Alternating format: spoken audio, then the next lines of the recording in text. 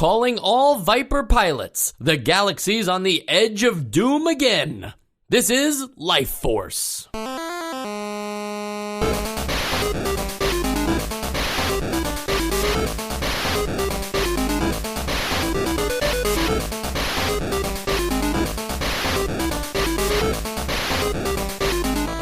And welcome to Nostalgia, a chronological exploration of every NES game released in North America. I'm Mike. I'm Joe. And I'm Sean. And we are playing the first ever, quote-unquote, sequel to a Essential game. Ooh. Yeah, we've played Ikari Warriors 2, so we have we've dabbled in sequels. Has anybody ever seen a sequel to a movie or played another game that had a sequel? You know what? I actually have. They're usually similar. Got it. And so that would make sense why they usually don't call them just the game 2, right? Yeah, they usually give it like a totally different name. This one never would have known. Like The Dark Knight. Yeah. The Dark Knight, Rises. That's true. That was a sequel to a movie. Yeah, they didn't call it The Dark Knight 2. That's right. They called it The Dark Knight Rises. And I'm talking about Life Force, which is a sequel to Gradius. Yes, that's right. Don't let people tell you otherwise. If they say that it's not true, that's because they're talking about the arcade game, which was also known as Salamander, but for all intents and purposes is the same game. However, it's only on the NES box where Konami finally decides to say, oh yeah, this is the same exact universe. Because they put here, you've saved the innocent people of Gradius. That's like automatically enough for me. That's evidence. I think it's just like a coincidence. You've saved the innocent people of Gradius from the vile Bacterions, but now an even deadlier plague has I thought it said smiled. It says slimed. Has slimed into the neighborhood. What happened there? I don't know. Is that a verb? To get slimed, you know? That was also like a very like normal sci-fi thing to say at the top, and then met like with fellow kids at the end, you know? Like, guess who just slimed into the neighborhood? It's the Zelos. It's all right, because like the whole plot to this game, at least in the manual, is word salad. Like there's nothing. They use words wrong. They make up words, and all they had to do was say, "Oh no, he's back." But we did get the meaningful line in bold. The birth of Zelos could mean the death of zillions. Okay? Like, they might as well have just said zillions at that point. Like, but maybe that would have been citizens of Zelos. It's never really clear what Zelos is, other than like it's a little boy. Like it's snake, a little boy right? monster. No, it's not a little boy. It's a little boy monster. Okay, it's like an adult space monster is how he it's grew described. into an adult space monster. Oh, he in the first started one. out as a little boy. Yeah. Got it. Okay. It's been a while. Yeah. Zelos' heart and soul. Yeah. His proud parents, Ma and Pa Deltoid, named their only son Zelos. It's like they couldn't decide if they wanted it to be like really cool or really funny. Do you know what Do you know what Zelos means though in their language? What? One mean son of a gun. Oh yeah, I did see that. I gotta One say son that of a like when gun. they wrote this, like as Zelos grew into an adult space monster, his appetite turned ravenous, his temper became ruthless, and his name proved an understatement. I gotta imagine that the writer just was so happy with himself. I think he was like cracking his knuckles before he wrote it. Like, here we go, typing away. And you're back in the Vic Viper, which was in Gradius as well, and will be in all future Gradius-like games. There's a weird thing here, though, and I don't know if Sean threw this in because he's sponsored by Lazy Boy, but it says here that a pilot can pull 600 Gs at a warp speed. It's bullshit. What? It's all nonsense. But then, I mean, like, that stuff's all cool. Like, if you're a kid, that stuff helps, right? 600 Gs, warp speed 9. Those are exciting things. Total sense. Then saying it's like he's lounging in a Lazy Boy. TM. I think it's either a TM or an R. Whatever. Yeah. It's amazing that they included that. Yeah, and I think that actually lounging in a Lazy Boy isn't cool compared to going 600 G and warp speed 9. It should be like you're in the cockpit. You or something. you can recline the Lazy Boy, and that's kind of like an adventure. Yeah, it's like he's snoozing. Yeah, you're flying. And outside of the Vic Viper, then there's the Road British Space Destroyer. It's funny how like these don't sound like they were named, but I mean I guess they're not. But it just they don't sound like they were named by the same team. I mean, I think the Road British. I read that it's a translation error. It's supposed to be the Lord British. Yes, that's true. But it's just weird to think that in the Gradius timeline, which I think is they're in like the year 3000 or maybe even much later. Yeah. It's weird to think that like the British Empire is still like referenced in any capacity. Exactly. Thousands of years later. I assumed it was like supposed to be the Rogue British Space Destroyer. Like it was a Rogue British Space Destroyer. Gotcha. Okay. Well, that was just an assumption. If you somehow have not played Gradius or didn't listen to our episode, which I highly recommend, we were very kind to Gradius. I'll just give a brief overview here. The NES version of this game, Life Force, is treated as a sequel to Gradius in both the things we were just talking about, but also gameplay-wise. It's important to note that the original arcade version of Salamander, as the game was known, did not play like Gradius. It was only once the name got changed to Life Force that it played a lot similar to Gradius. So what does that mean? Well, it usually means that it's a horizontal-style shmup, but Life Force adds vertical layouts as well. So it alternates between horizontal stages and vertical stages, A, B, A, B. You have to successfully survive traversing through the 6 different stages, and at the end of each stage, there's a mandatory boss that must be defeated in order to move forward. Unlike in Gradius, there are cutscenes between the levels rather than continuing to just progress on after you defeat the boss. The screen would just start scrolling again. That's not true here. In this one, you do get a moment to breathe.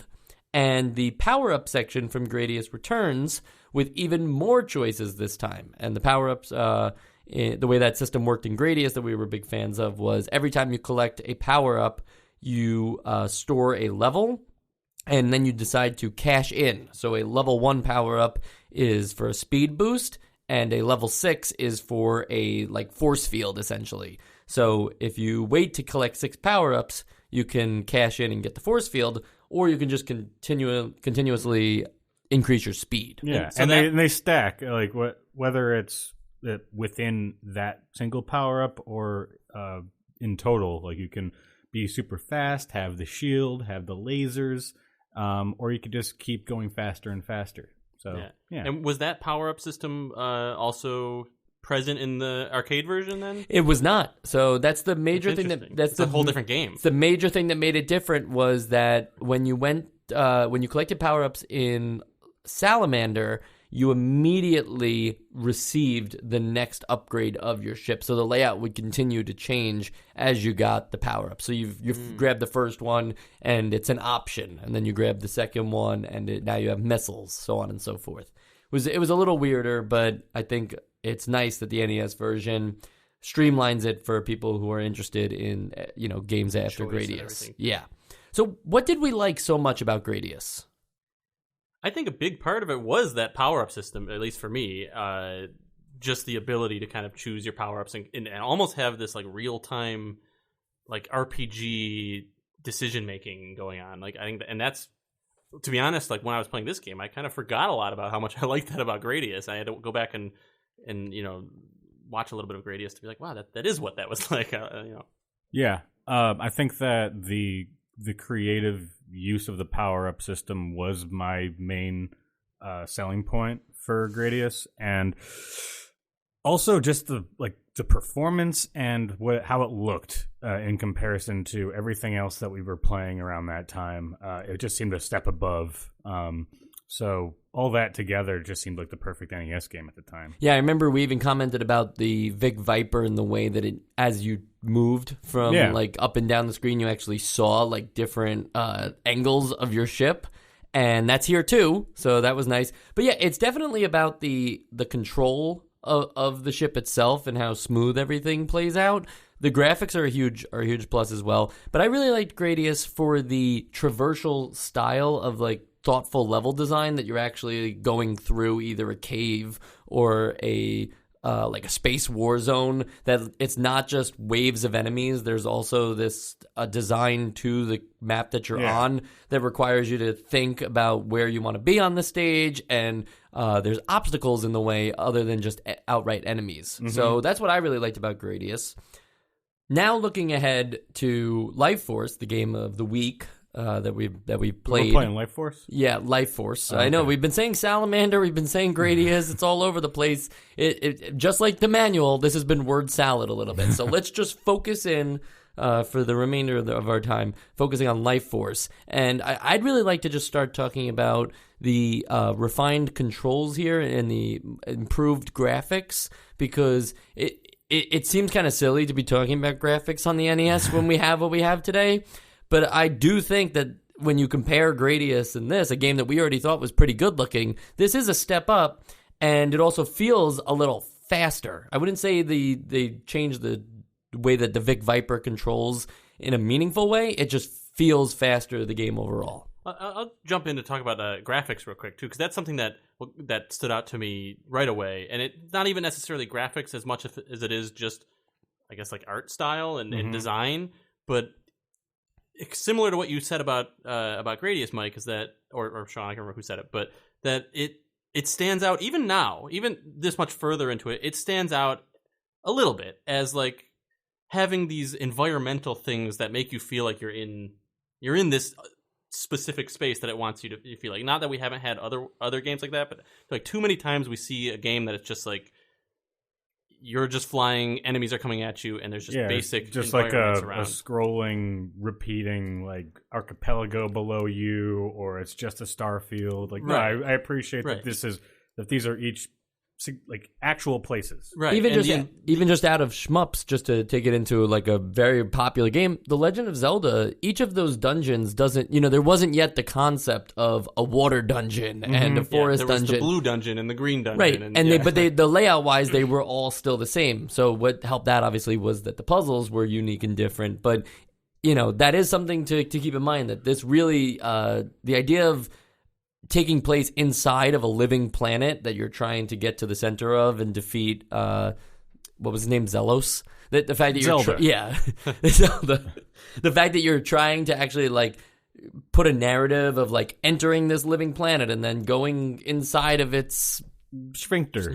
Well, sure, whatever it is. But there's a cool conceit there. And then when you get to like the volcanoes and the fire spitting solar out flares, which are horrible, but they're awesome. Like it adds that level to what you were talking about before, where the environment is like a part of the game. They're the obstacles. You're interacting with the environment. It feels like you're in a living thing.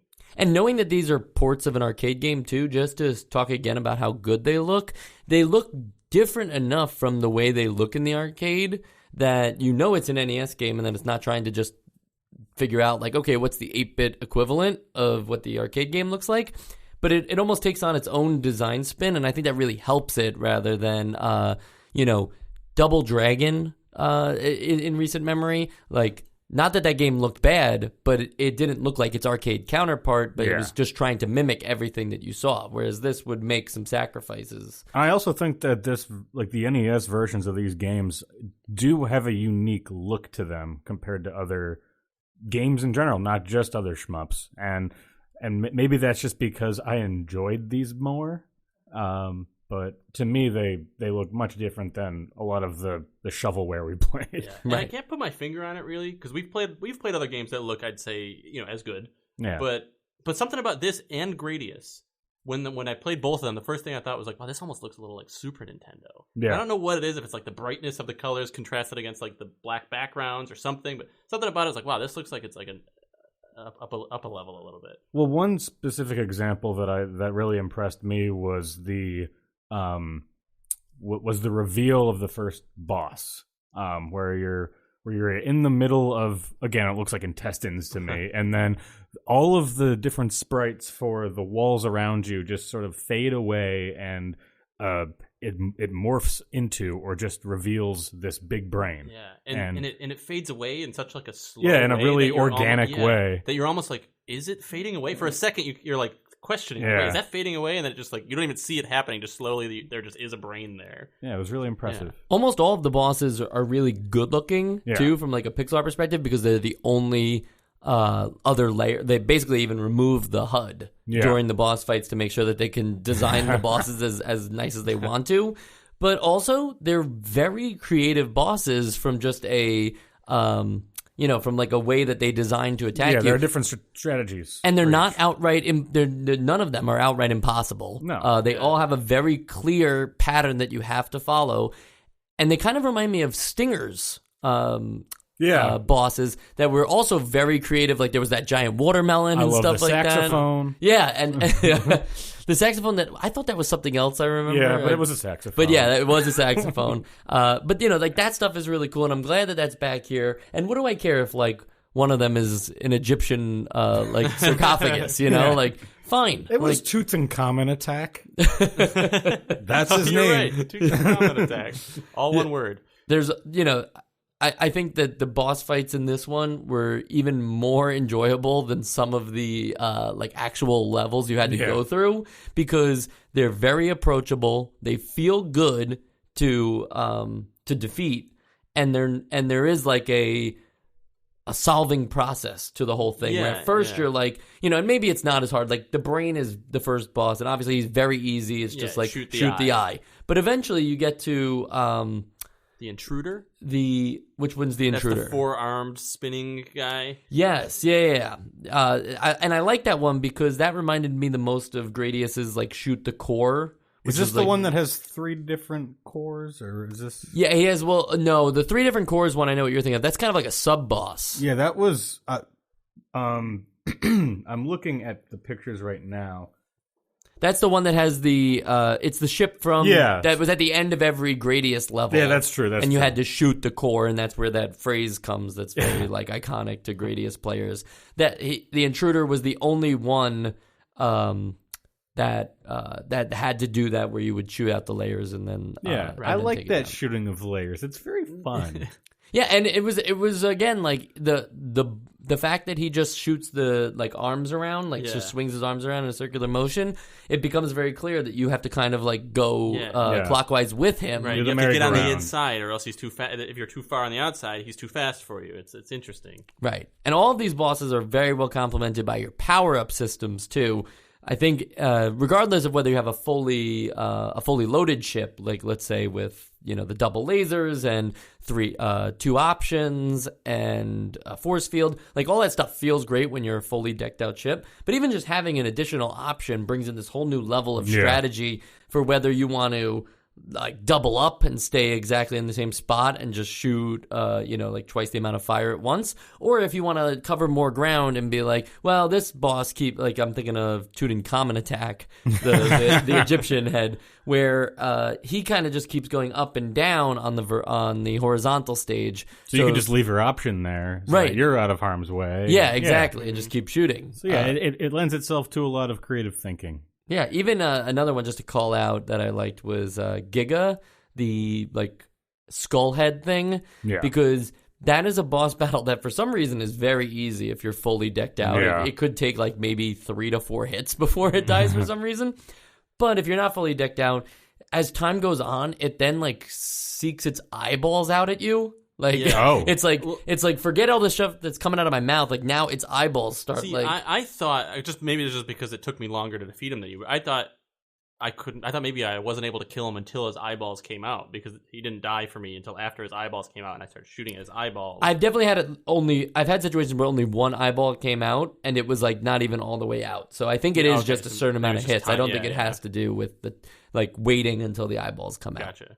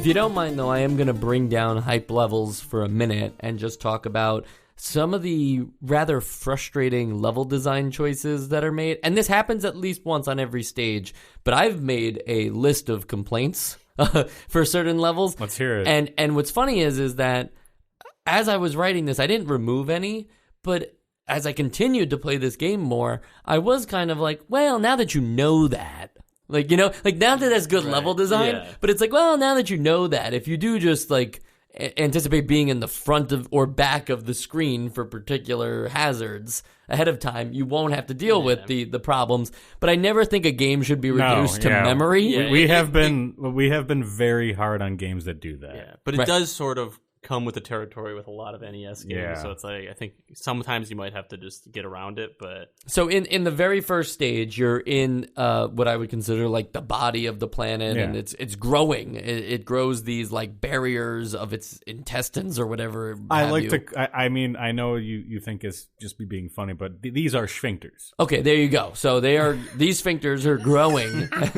barriers at that like.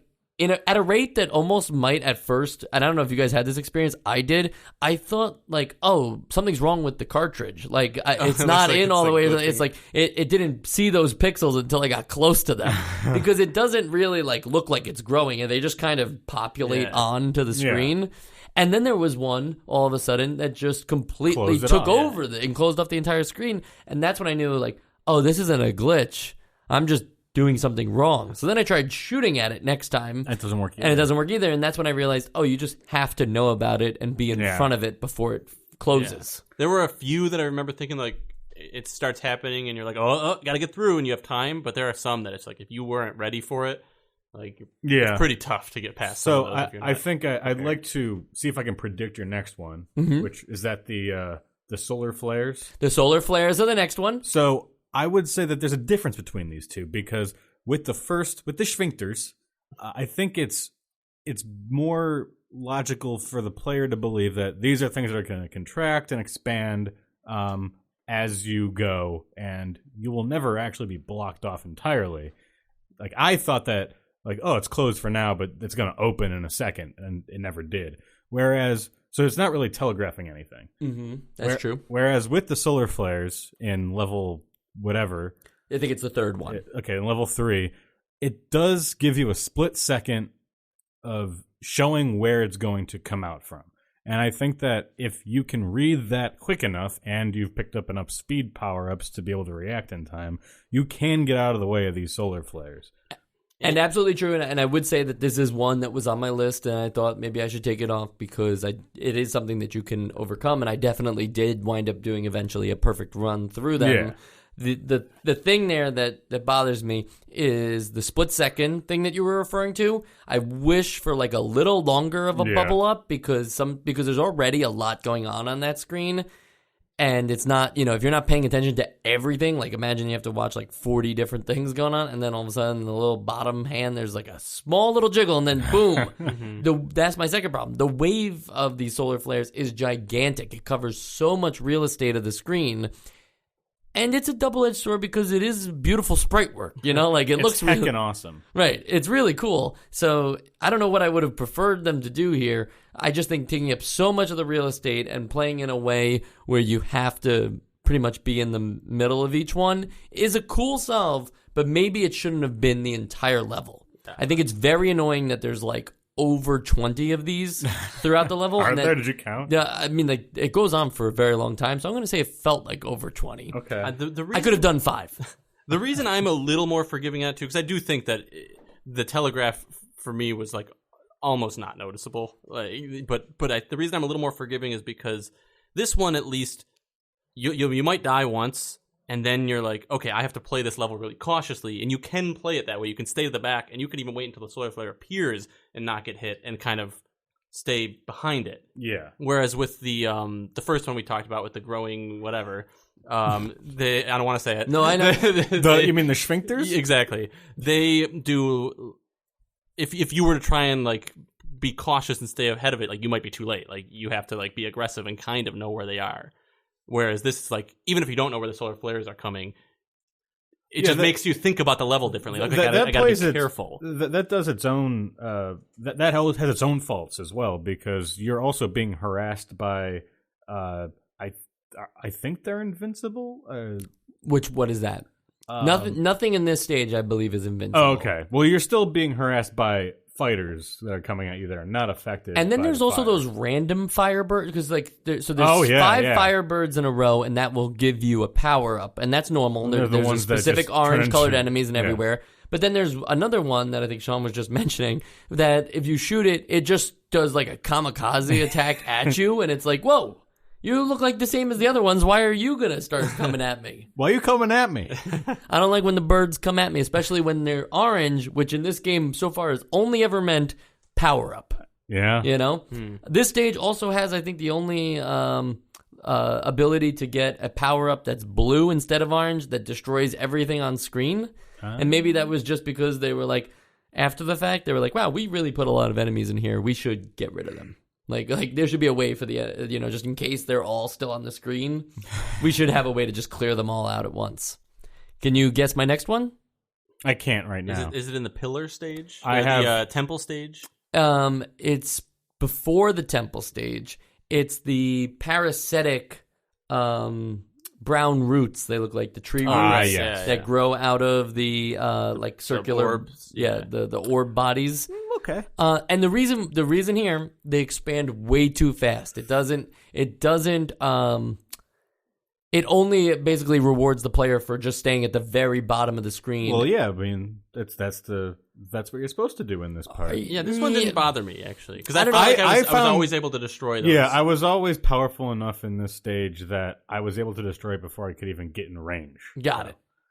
So you're wrong, Mike. Okay, that makes sense. I can be wrong. I'm cool with that, but I had a problem with it. It's okay. And and then this one was just kind of like prevailing throughout some of the stages, but there was like sometimes these walls that were destructible, and I'm not talking about in the temple because the temple one was the exception to this rule, but there were some walls that were destructible, and then they would regenerate, but they regenerated like in a very weird timing manner. So if you were hanging back and shooting at the wall, as you got closer to the wall, it might regenerate and close in on you. Yeah, I know what you mean. And it was like you kind of had to like know about that and be very close to the wall at all times. This way you could constantly be shooting exactly what's ahead of you. So this way it wasn't on the timer. Yeah, I could deal without that as well. Yeah.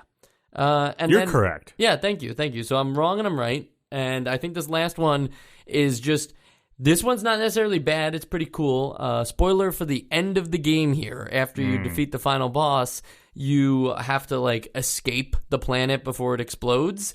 And they make these like little gates that you essentially have to like get through, and they're pretty much just making you zigzag, and they're very like frame perfect. It's so fast. That's what I was thinking of when I said the temple level. I forgot that this is at the end of, not in the temple. It's at the very end of the game. Here's my problem with that though. By the end of the game, you're either on like 1 to 2 lives left, or you have like 10. You know, it depends on what kind of player you were, if you were going for scoring, because it's very easy to get extra lives in this game.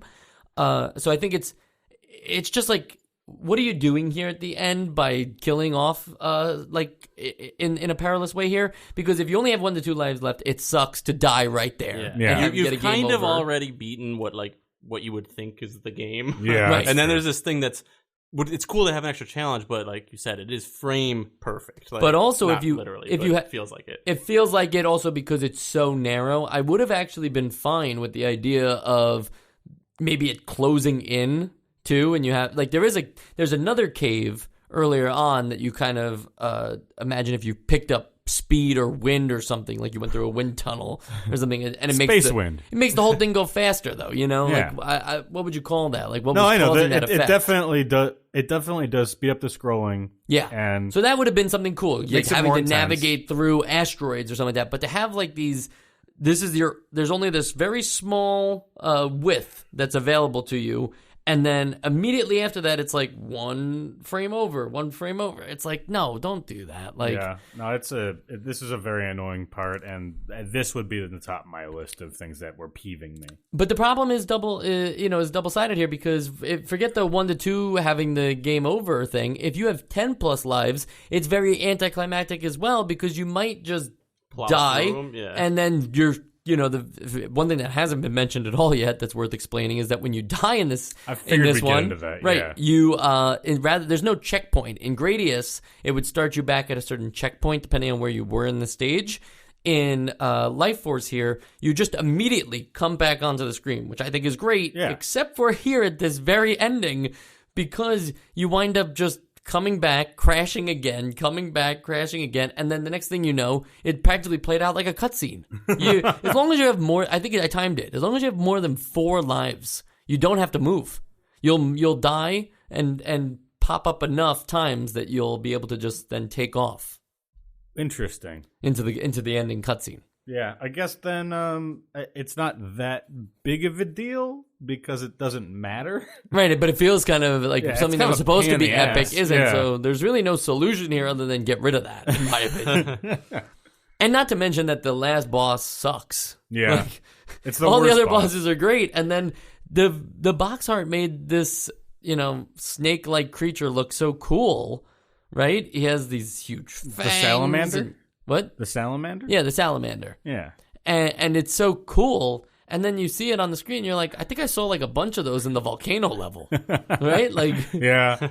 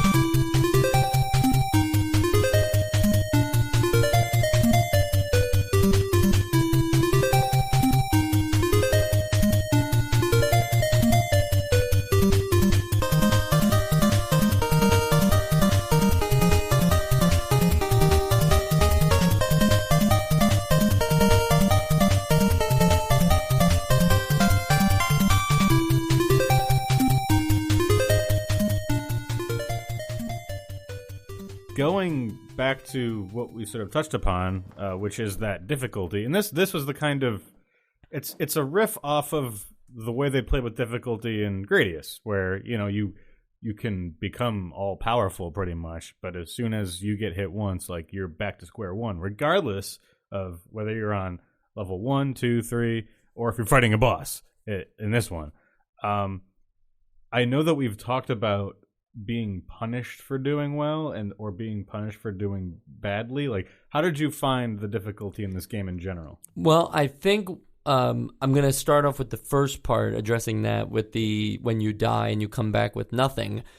That was handled a lot better here. And I think that was because power-ups were more frequent other than just the beginning of the stage. I think that was very important to at least they definitely give less opportunities as the stage goes on, and if you come back at the boss, you're out of luck. Mm-hmm. But the ability to, you won't get a full ship again by the end of the level if you're in the middle of the level, but the ability to go in, die, and come back with a chance to maybe even have like another option would be, is nice and appreciated. So I actually found the difficulty in this game overall to be significantly easier than Gradius. Oh, yeah. I found it easier than Gradius too, but I also found that I still felt like the power-ups were really weighted towards the first half of the level and not the second half of the level. Oh, yeah, they are. Where I feel like it should be the other way around. You're more likely to lose, the first half of the level you collect, but then by the second half of the level, that's when it gets harder and you're going to lose those power-ups. And I feel like if you don't have any chance to get them, definitely not the design decision that they were. I think it's very intentional that they're sort of loading you up on supplies to begin. Yeah, but then one hit, and it doesn't matter. And I feel like that just felt weird to me, that it wasn't, Well, there's always, there's destructible areas too throughout the stage that don't necessarily like imply that they have power-ups, but if you shoot at them, they might give power-ups to you as well. So I would say that it's definitely more generous than Gradius, because I think Gradius was only ever in the beginning of the stage, as far as I can remember. I can't remember. But you know, that ties into another thing here, is that while Gradius isn't impossible by any means, it was something we thought like needed the Konami code. You know, the up, down, left, right, BA. In this one, I feel like if you have the Konami code, you're pretty much guaranteed a victory, provided you've at least seen the stages before. Mm-hmm. Yeah. You know, it's very hard to consider losing 30 lives in Life Force. In Gradius, that could have just been any given day, because you will go back to the destined checkpoint. So that's why I thought that this game, Life Force, was a much bigger power trip than Gradius. And I think Life Force is not... it shouldn't be punished for being easier, because I think in the world of NES games, sometimes being easier on this kind of scale makes it a more accessible game. Yeah. Whereas even though Gradius is on our essential games list, some people might play that and think like, well, I just suck at shmups. Yeah. It's like, no, it just takes a lot of time and stuff like that. Maybe you should try Life Force first to get better. Say, there's actually an argument to try the sequel first, because it feels like the natural progression is the other way around.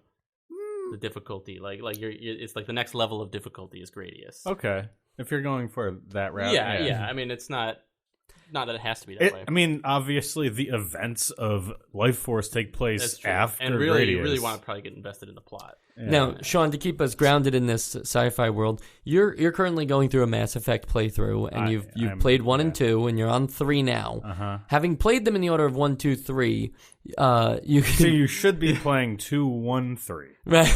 in order of descending. How good they are.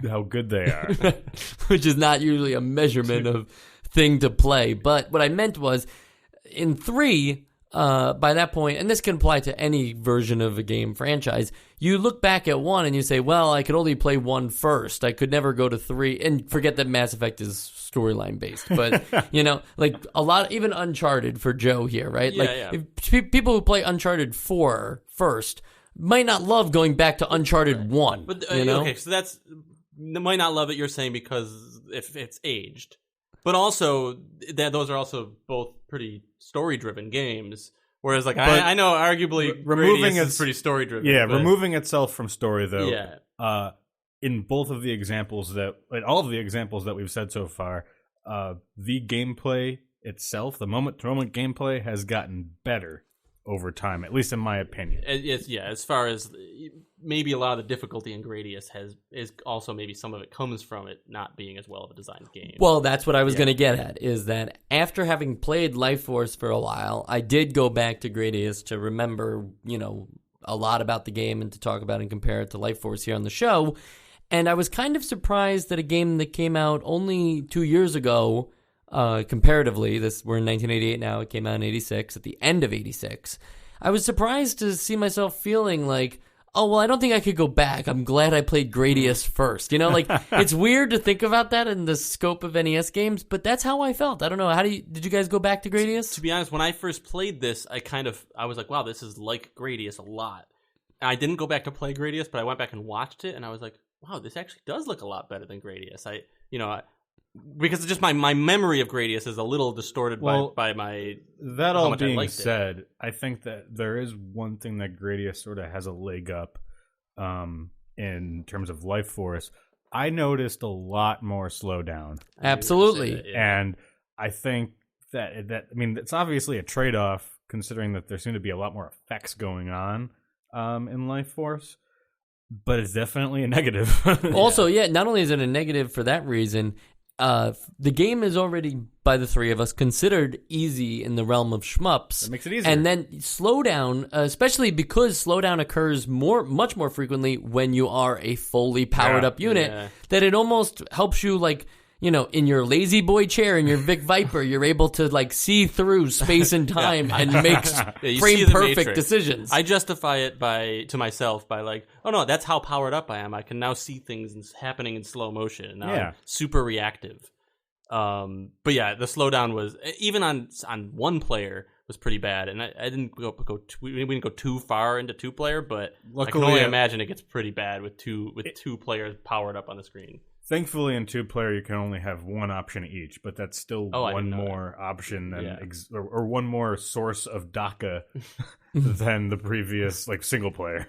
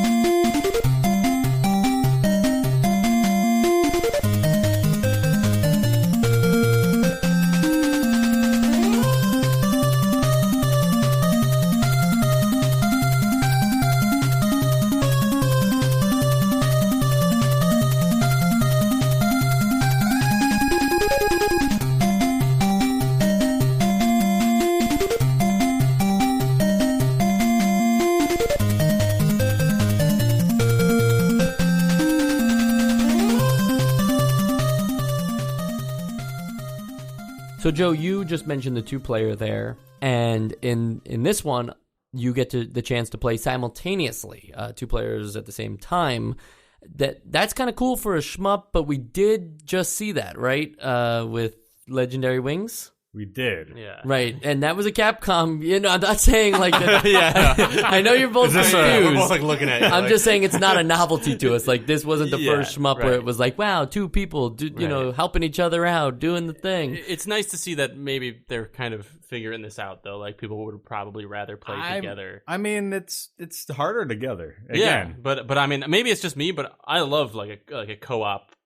I don't like other people. Well, I gathered that, but in general, I love a co-op game with people that aren't Sean. Oh, this doesn't work here because, and we touched upon this while we were playing. The Vic Viper and the Road British, or Lord British as it's officially known, they're the same exact ship design too. And I don't know, could they have fit the sprite work to design a different looking ship? Maybe, but to just say, oh well, it's like a bluish orange now instead of blue, not even to go full orange on it, to be the color of Drive, the 2011 film, just to be that orange and blue. The Best Picture nominee to 9 years running. 9 years running. Yeah.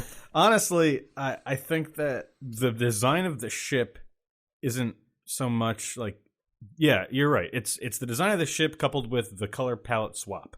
It needs to be a bit more contrasty, and also there needs to when you're on top of each other. That's even worse, because if you go in one direction, you pretty much have did a card trick on yourself. Which one was I looking at before we crossed paths? And it's just so difficult to distinguish.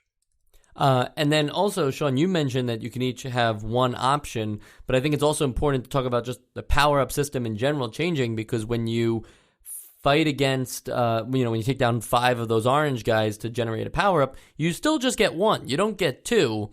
So you do have to work together a little bit to decide who gets the power-ups. Yeah, you can't be selfish like Mike and try and take all the power-ups, but that's just going to have to be how good at cooperative games you are.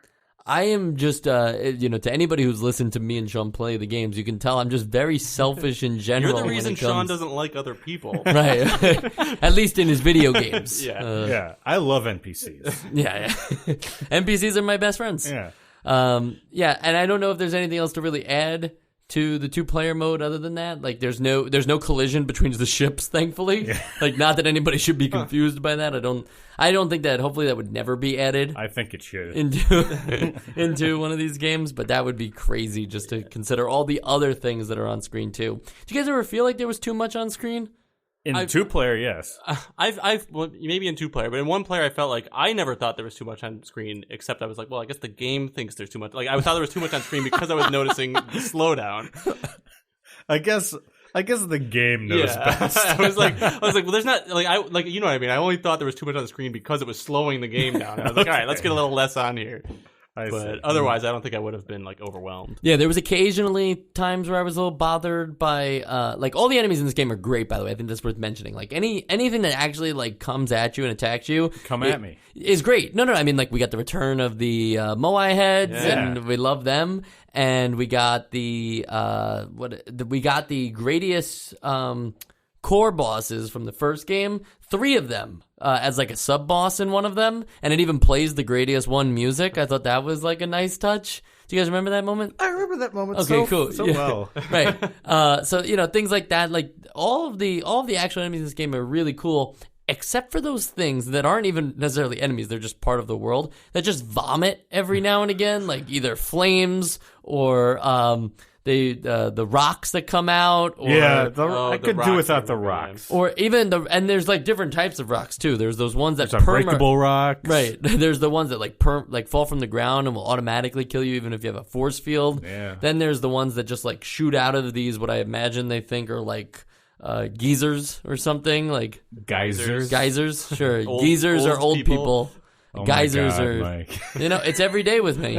So it's nothing new here. And before we move on to everything else that usually comes with a nostalgia episode, I wanted to talk about the final boss, because I noticed that after you defeat the salamander, the thing that you actually have to do is shoot the core. Pretty cool. Mm-hmm. At the actual boss, Zelos, who has done absolutely nothing, will do absolutely nothing, is totally not the threat he's made out to be in the manual. He's definitely not a bad dude. But you can choose to not destroy him. I didn't know that. And I actually did this on my second complete playthrough. I said, well, it didn't feel like I had to shoot him. The screen keeps scrolling. So the screen keeps going. And rather than get to the point with the different gates and everything to like be frame perfect, the thing we hate, instead, as soon as that passes, you restart the level. Oh. And it's like, no, you better go kill him. Like, that's so weird. It doesn't say, it doesn't communicate why or anything. It just restarts you at the start of the level again, and it's like, okay. It's weird that they would even program it that way, because I don't think that there's it shouldn't scroll. Any player at all that would decide not to shoot them unless you read about it on a wiki. And like, if they had it there, well, I actually became that. I became that person though. I did not read about it on a wiki. I just didn't shoot it. I just thought that it was weird that the screen implied scrolling. And I did hear something about alternate endings, so I thought, maybe there is an alternate ending if you don't... Do they count that as an alternate ending? No, it's not. I'll explain the alternate endings in our sequels and spin-off section, but I just thought that was like a neat thing that you could just avoid killing the final boss, and instead of being like rewarded for that, it will tell you, no, play the level again. And it's not like everything's empty now. You have to go do everything again, including defeating the salamander. Okay. It would have been cool if they had like a little mini cutscene for doing that, where you've now joined Zelos, or like right, you know. Or that you just look behind you look over your shoulder and like, oh man, totally forgot about that.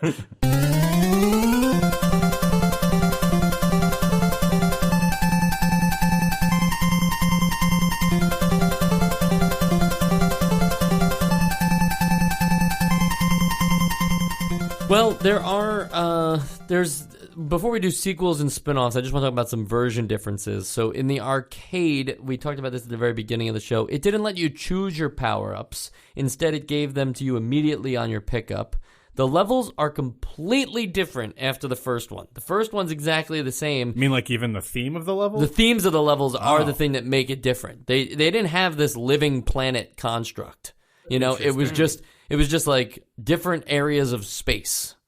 So then did the theme, if the theme wasn't there, was it still the same types of like environmental obstacles where things would grow out of the ceiling? Same types of enemies and the same bosses for the most part. Okay. Some bosses were swapped out, but for the most part, it was the same bosses that you see here in the NES version. And in the arcade version, you could have 4 options. Oh man! Well, that's just a processing power thing. Yeah. I think. So to be able to like have 4 other ships with you and just line them up in a row, you could have 5. Like, you could pretty much take up the whole screen at the bottom, just shooting lasers up at everything else. I don't know if we described what options were at all during this episode. Sorry. But everyone who's listening would probably know. But they're just like, imagine another ship that doesn't get a ship sprite; it just gets a blue orb. and that's also shoots whatever you have. It does, and it, as well. it follows you like a trail, like wherever you were the last input ago. And then the Famicom version, which is renamed to Life Force Salamander. It's like it also has the Salamander thing in there. In that one, you can have 3 options. So I thought that was a little strange. That in the Famicom one, you get the choice for 3 options, but they limited it to 2. That's weird. In the NES one, and I played through the Famicom version, and I think that like that's the version I'll continue to keep playing because Really? nothing about it is different, and the ability to have 3 options instead of 2 just makes you feel even better. Honestly, if they told me you could have 7, I'd be like, I want that version. And this is the one that has different endings. So at the end of the game in the NES one, it cuts to the Konami logo. In this one, it shows like a little sprite work thing before the Konami logo, and it all depends on your number of continues. So if you only continued, if you didn't continue at all, you get to see whoever was piloting the Vic Viper without their helmet. Reminded me of like a Metroid style ending. If you used like 1 to 3 continues, you got to see like the planet, and if you did like more than 3 continues, you just saw like your helmet. Like, just the helmet. Like just the helmet placed down on like a surface. Okay. With like some drop shadow I behind wouldn't it. say that either of those are better than the others. I was gonna say the helmet kind of seems really cool. The helmet reminds me of like Mega Man, which we haven't gotten to the later Mega Man games, but there's like one in like I think Mega Man 3's ending where he just like you just see his helmet in a field. And it's like that's pretty cool. Sort of like in Final Fantasy VII, if you get a game over, you get that sword, right? Yeah, you get the sword broken or something like that. Yeah, I actually now thinking about it too, it's probably harder for them to make a person look cool as it is to just a helmet look cool. The helmet probably looks better than without the helmet off. And I have one developer interview thing here, which I thought was kind of important. I'll get it up here because I don't know who said it. He just goes by the name Aki, and no last name here, but he says that he was the programmer on Salamander. I don't know why I made that sound like his you believe opinion. him? Yeah, he definitely was the programmer on Salamander. And I just grabbed this quote. He says a lot of things, and also again doubting him. Right? No, but basically, like everything else that these guys say is like they're huge Gradius fanboys, and they talk about like I used to go to the arcade and I would bring my tape cassette recorder and record the music just so I could listen to it. And yeah, the arcade was loud and it had my sound effects, but I would listen to that thing all the time. And you know, it's like you guys worked on these games, like you don't have access to the CDs, like or the audio files themselves. Well, because they did release. All of Gradius's music is very iconic, I guess, to the Japanese. So they did get official releases of all of the audio for all of the games way back in the day. Yeah. Anyway, to get to the point of what he said, for the programming, Salamander's PCB, which is their board for the arcade, didn't have a test mode for debugging. So you couldn't like make yourself invincible and just test out the levels. So in order to check if everything was arcade accurate, when it came time to check the later loops, I had to practice enough to be able to get there on my own. So they had to figure out like, be really good like how many loops can the game go? Like we have to keep, you know, like what does it look like on loop 7? Like, you know, I think that's like the most bizarre thing to make that decision. Did they work on like the boards? How you can't upload like a Mario Maker level until you beat it. It's like they have to become masters of the game before they can sell the game. Maybe it's better that they got to test their game without being able to use cheats. Yeah. But they were able to use the Konami code. That's true. Yeah. The creator of the Konami code did just pass away pretty recently. His name was Kazuhisa Hashimoto. And he started it with Gradius, actually, which is the first instance of it. Came up in all the Gradius games. Also showed up in Contra, another essential game from us. So, you know, I think we all have used that cheat at one point or another to help us. Shout out to Hashimoto. Yep. And that is up, up, down, down, left, right, BA, and then start.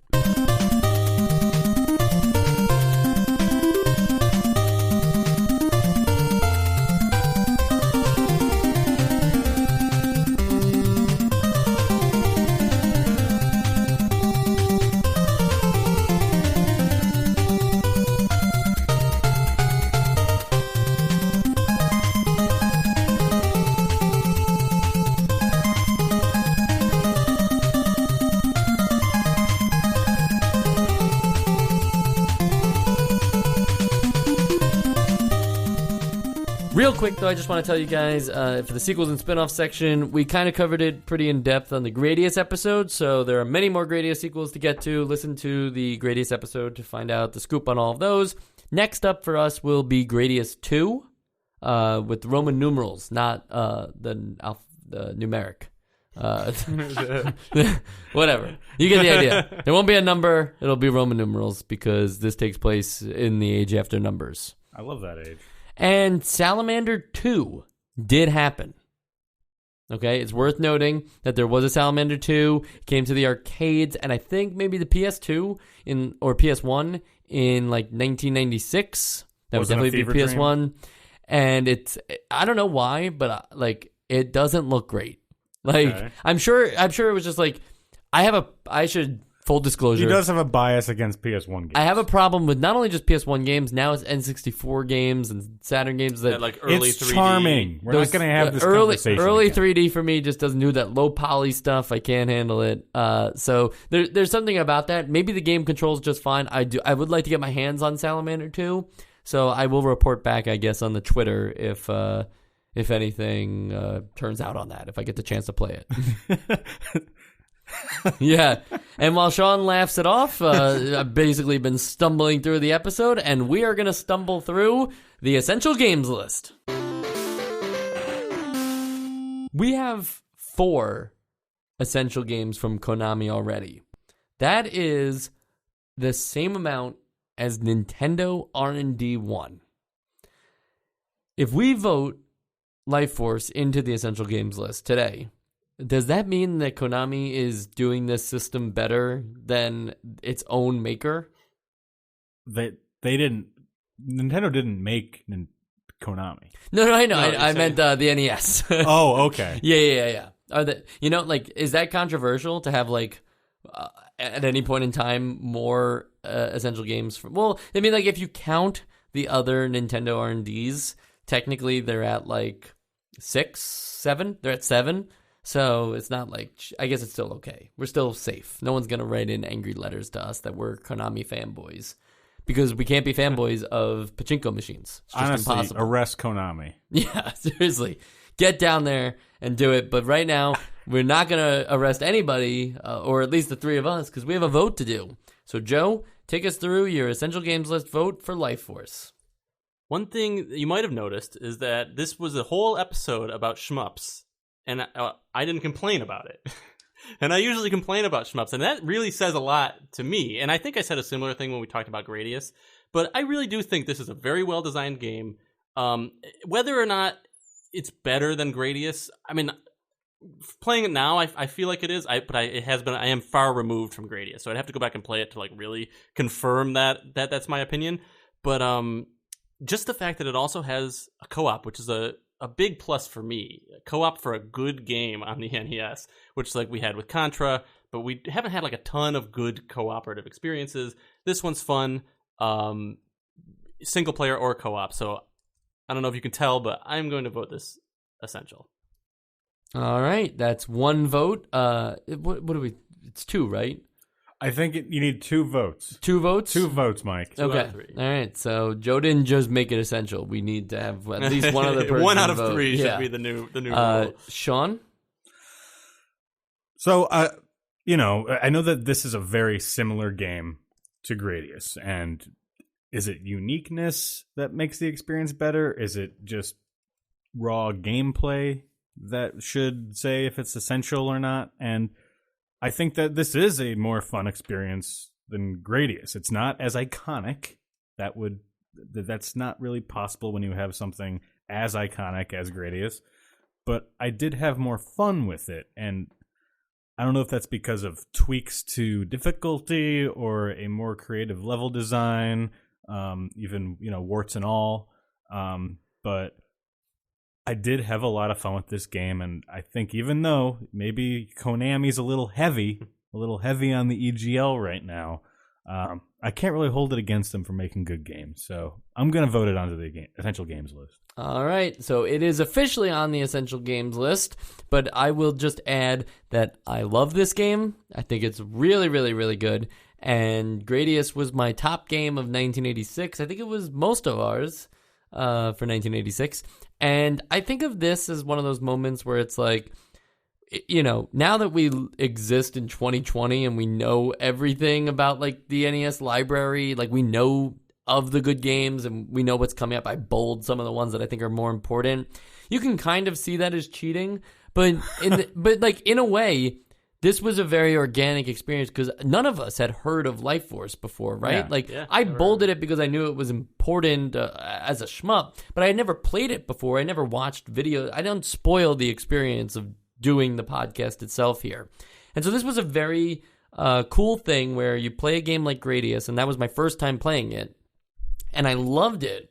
And I immediately voted it onto the Essential Games list. It made my top game of 1986, and it kind of got me into a genre that I didn't like think about too much before, and now I play a lot of those shmup games because we have to. Because we have to. But I also dabble in like some other consoles that we don't have extracurricular shmups. That's true. And to play Life Force was a treat because of having Gradius in my knowledge bank. I think if you weren't going through every NES game ever in chronological order, you might not appreciate a game like Life Force when it actually comes up. If that's the first game you play on the NES today, you might not think it's anything too special.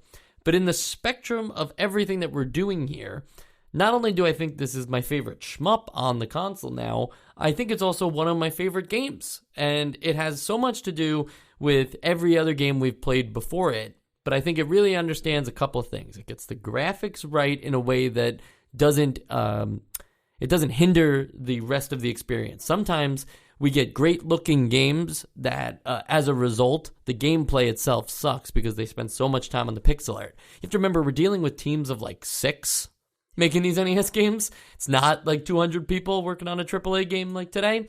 So the resources are divided. So to get a game that hits like all 5 areas of what I consider important is like, damn, that's got to be on the Essential Games list. And so that's why I'm putting Life Force on the Essential Games list. Interesting. I thought you were going to dissent. Yeah. No, I have to. It's got to be on there, and that does make Konami with the perfect 5 now, because that's all, like I said, if it hits all 5 corners, because it can't, because there's only 4 corners, so it just created a 5th.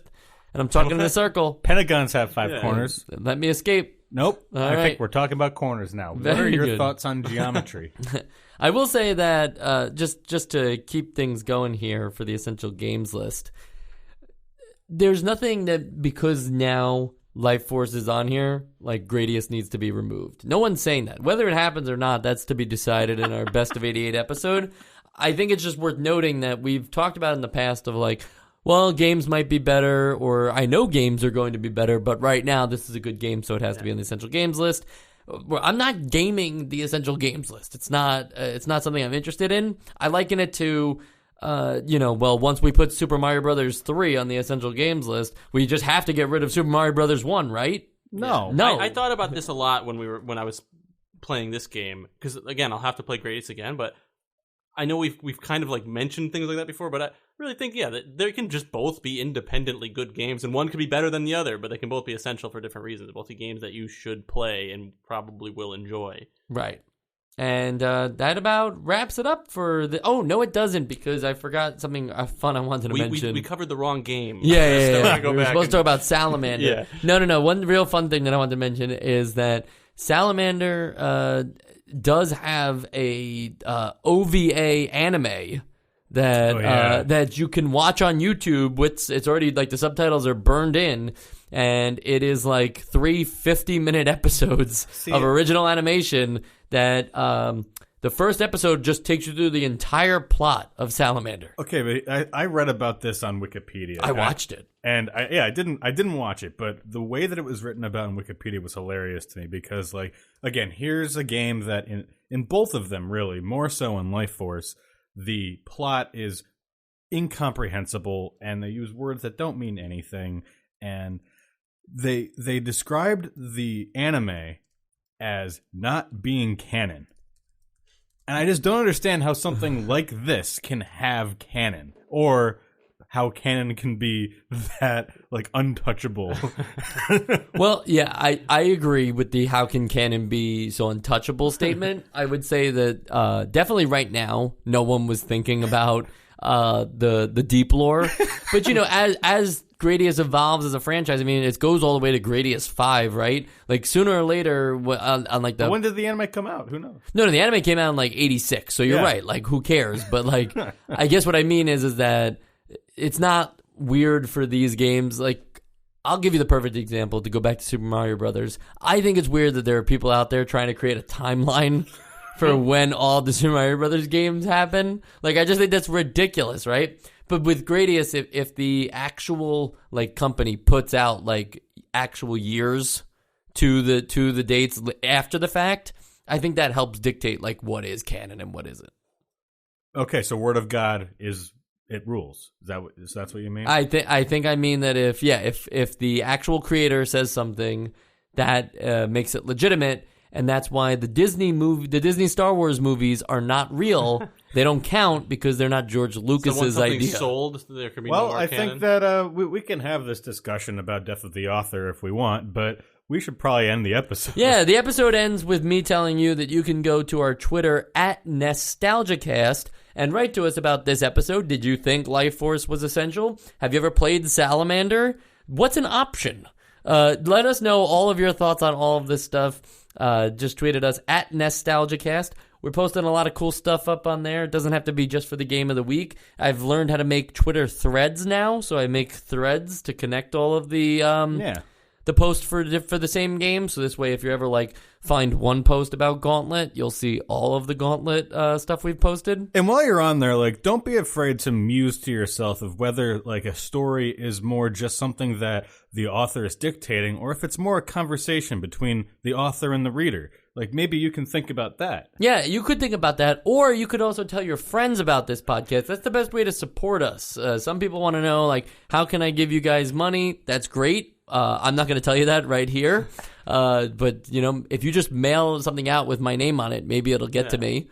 Message in a so bottle. just write to Mike and see if it happens. I would say that forget about the money and instead gain us a listener. That would be the best thing that you could possibly do. Yeah, pay someone to listen to us instead of paying us the money. We've grown a lot since the beginning of the podcast, and we're very happy about that. But that only happens because of you guys. Every now and again, somebody will post about it on like Reddit or tweet at us that they're going through everything again. I'd like for you guys to think of yourselves in the 80s or 90s and think of this podcast as a chain letter, and you're getting in on the ground level. Yeah, your hopes will not come true unless you share this with however many people. Or if you really want to make it like the 80s or 90s, instead think of nostalgia as like something that you could listen to on cassette and record the episodes on a cassette yourself and then trade those cassettes with other people.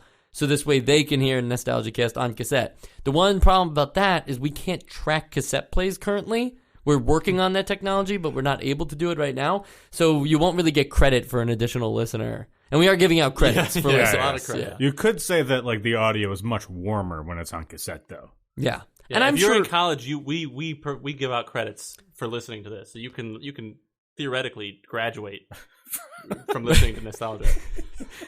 the Venn diagram of people who listen to this show and watch the show Mad Men is probably they're probably very close together. I would imagine that middle circle is actually gigantic. Usually Venn diagrams show like a very small circle in the middle.